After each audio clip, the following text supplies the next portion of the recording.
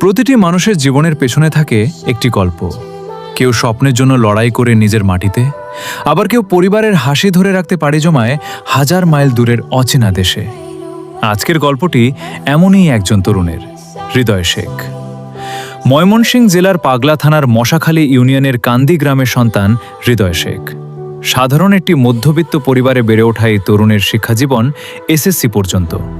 5 ভাই ও 3 বোনের বড় পরিবারে তিনি চতুর্থ হলেও সবার কাছে ছিলেন আদরের।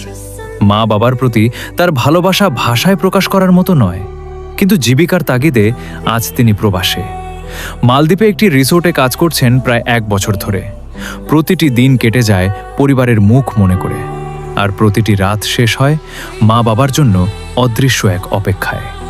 দেশে থাকাকালীন পড়াশোনার পাশাপাশি তিনি সক্রিয় ছিলেন সামাজিক ও রাজনৈতিক কর্মকাণ্ডে। বিশেষ করে শফিউল্লাহ মণ্ডলের হাত ধরে মানুষের পাশে দাঁড়ানোর যে শিক্ষা তিনি পেয়েছেন তা আজও বুকে ধারণ করে আছেন। প্রবাসে থাকলেও সেই ভালোবাসা ও শ্রদ্ধা একটুও কমেনি।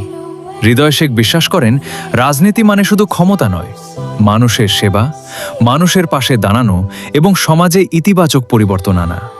তাই ভবিষ্যতে দেশে ফিরে আবারও শফিউল্লাহ ভাইয়ের সঙ্গে পথ চলতে চান, মানুষের জন্য কাজ করতে চান এবং সমাজের একজন ভালো মানুষ হিসেবে নিজেকে প্রতিষ্ঠিত করতে চান। হাজারো প্রবাসীর মতো হৃদয়ের জীবনেও আছে ত্যাগ, কষ্ট আর অপেক্ষার গল্প। তবে তার চোখে এখনো জ্বলছে স্বপ্নের আলো। একদিন নিজের মানুষদের জন্য, নিজের গ্রামের জন্য এবং নিজের সমাজের জন্য কিছু করার স্বপ্ন।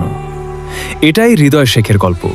একজন প্রবাসী তরুণের সংগ্রাম, পরিবারকে ঘিরে ভালোবাসা আর মানুষের সেবায় নিজেকে উৎসর্গ করার অদম্য প্রত্যয়ের গল্প।